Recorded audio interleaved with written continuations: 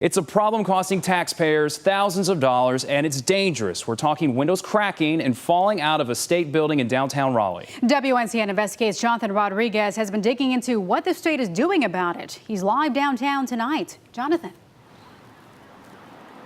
Well, Sharon, Sean, we come downtown all the time for stories. We wanted to give you an aerial view here of Green Square building. One of the things we've always wondered is why there was so much scaffolding in front of the entranceways and the doorways of this building. Well, when we found out that windows in this building are actually shattering, we immediately went to the spokesperson for the Department of Administration to find out what's going on. Turns out it's a problem 3 years in the making, and it's getting pretty expensive. Inside, it's a place of curiosity, science, and discovery. But outside of the Nature Research Center, one of the biggest eye-catchers is the scaffolding that's plagued the walkways and entrances for more than a year. We discovered that there was a reoccurring issue with the glass in this building breaking. Not just breaking, but falling out.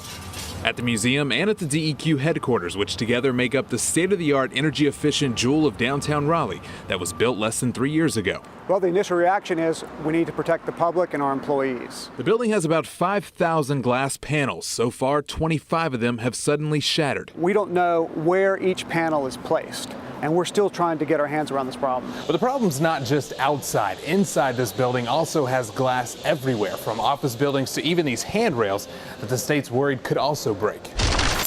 Most of them will break in place. It'll be spider-webbed, if you will. Not a good situation if you're on an upper floor. So the state hired a consulting firm to find out why the glass was breaking. They found it's actually a tiny impurity in the glass called a nickel sulfide stone. Once it's exposed to heat and humidity, that stone expands, shattering the glass. It's been told to me by a 35-year state employee veteran that this is the most complex issue he has seen. A complex issue that spokesman Chris Mears says is actually industry-wide when it comes to glass buildings, but it's costing you more and more each day. Why so long? Why is it taking so long to get this addressed? Well, the first thing we have to do is get our hands around the problem. So far, taxpayers have paid about $60,000 replacing glass and nearly $400,000 for scaffolding.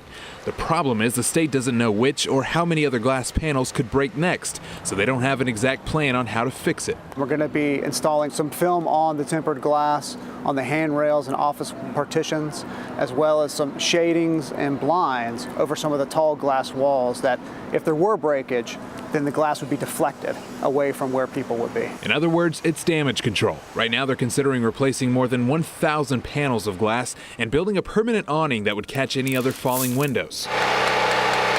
They've already started permanently blocking off sections in front of the DEQ building with a metal fence. Were there any protections in the contracts to prevent things like this if it's such a common problem?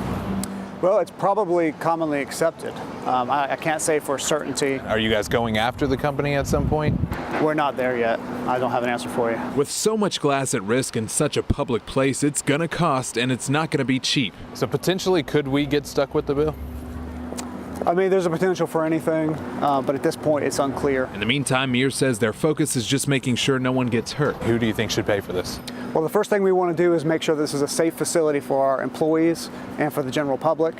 We've identified money in the budget. And why should it be the state's responsibility to pay for bad windows? Well, the state has a responsibility to protect its citizens, and that's what we're doing first and foremost here.